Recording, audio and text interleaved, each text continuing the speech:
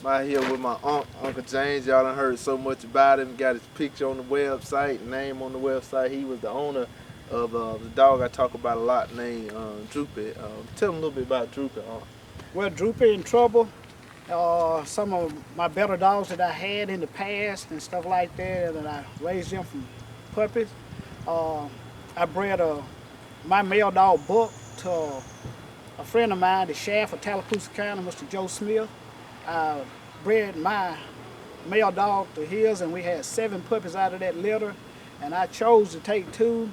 Mistake after the way they turned out. Yeah. And I raised those dogs, and I started them out with tame rabbits here on the place here. And once I got them started, I put them out in the woods, and they just grew into real excellent dogs. And like I say, I kill a ton of rabbits behind those pair.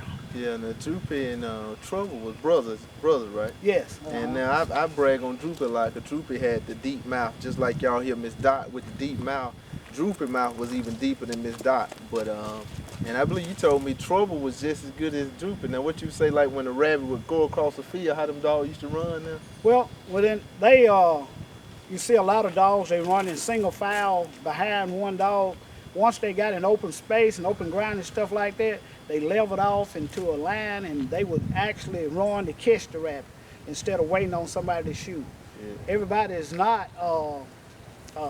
well, I say an excellent shot like maybe Tremaine and some of the other guys that, came into the field at a later date. But those dogs was learned through the old school before we had the shock collars and stuff like that. I just, raised them up, and we ran them through the hard type of labor for his experience through the woods. Through the woods, running in swamps Yeah. and Tuskegee. Traveled all over. Yeah, we all over South Alabama, Laverne, and just name a few places, Tuskegee, Union Spring. Yeah. Just a numerous of places that, we acquired just private land. Yeah, and I remember as a kid when we used to get in the van, because I don't have a van, and everybody would ride on the van, so all the hunters would be in the van talking noise and talking about who had the best dogs and who was missing rabbits, and that would build up at 4 or 5 o'clock in the morning. We would travel 2 or 3 hours away, and we would get out, and or even that Friday night, probably Thursday night, your phone would start ringing. Oh, yeah. Hunters would just want to call. Everybody want to hunt with Uncle James. But, one of the, I guess, the great aspects about hunting is the hunting stories, which most people call them hunting lies. That's the perfect name for it. But what's a hunting trip without the stories? The stories are very important. That's experience, time spent, and the upcoming guys get to hear stuff about the past, and you actually sitting there with guys that hunted, prior to your time. And then that's what you really enjoy. It's the presence of the older hunter plus the presence of the new hunter. And you really enjoy that. Yeah. Real quick, tell how did you get started? Because I believe it's ironic that my dad don't really hunt much. My dad used to squirrel hunt just because I wanted squirrel hunt, but he's not a hunter by nature.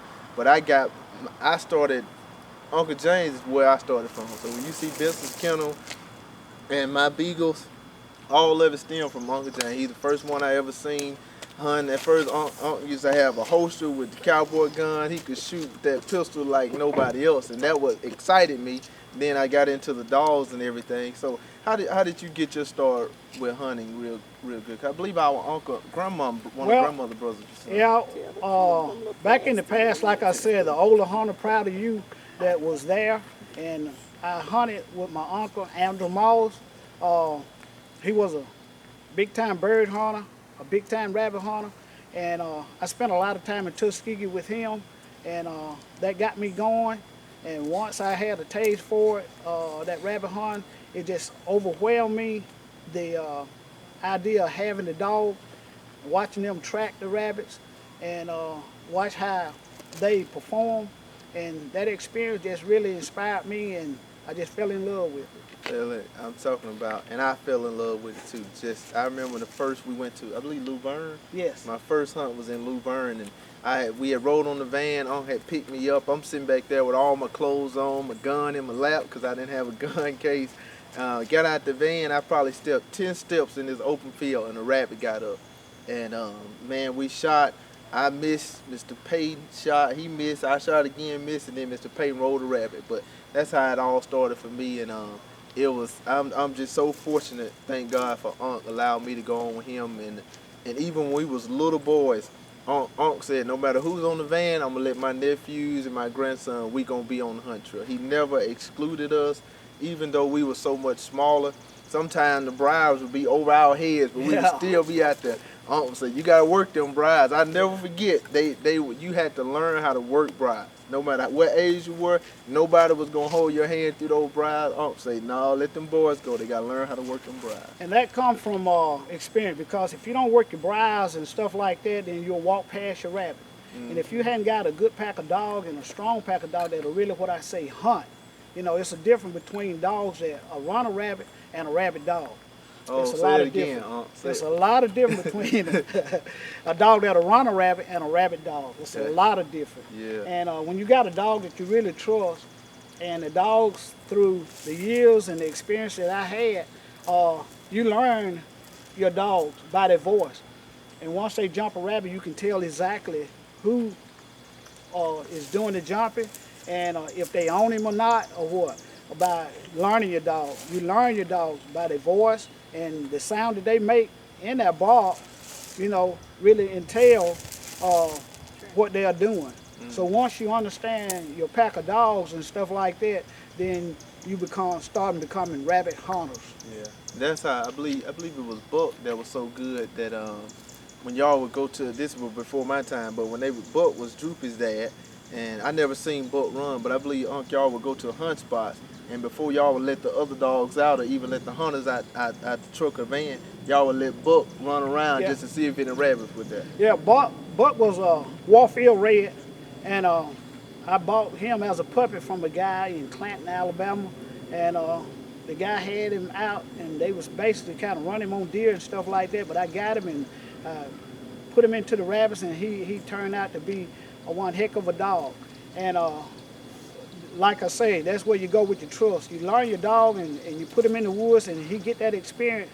And once you get him where you understand him and he understand you, we would go to a place and stuff like that, and I would always turn him out and let him, you know, search the area for a while. But if he came back pretty quickly and stuff like that, you know, we just declared that, well, this is not a good place, so we moved on to another location. Yeah, so that's the story. Tell us one good hunt story that you remember that your dog was running a rabbit, you was able to harvest the rabbit or at least get a shot off at the rabbit.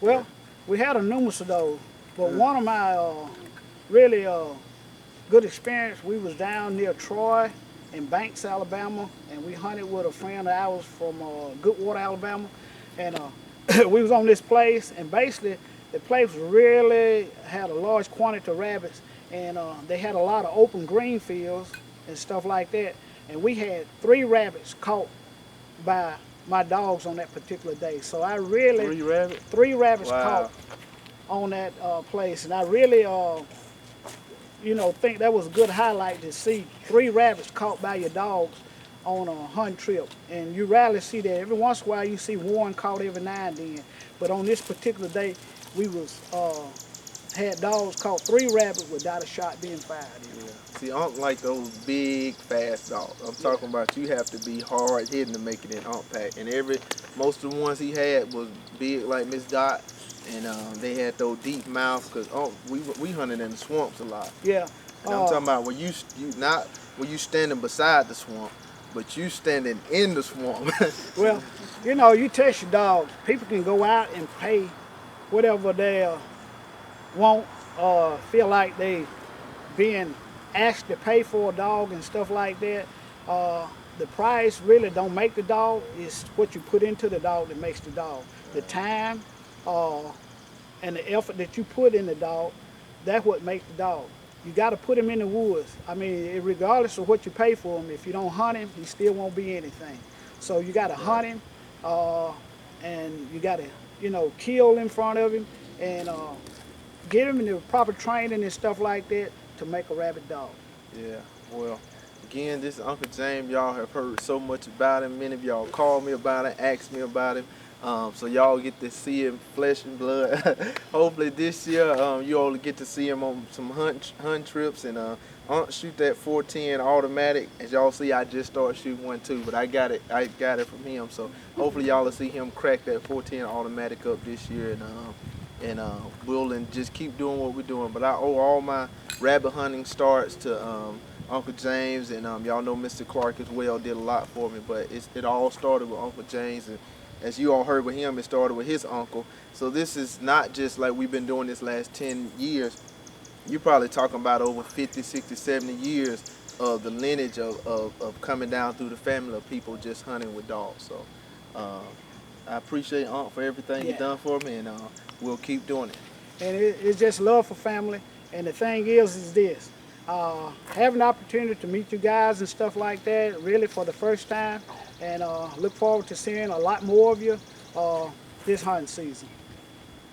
Later. Benson's Kennel.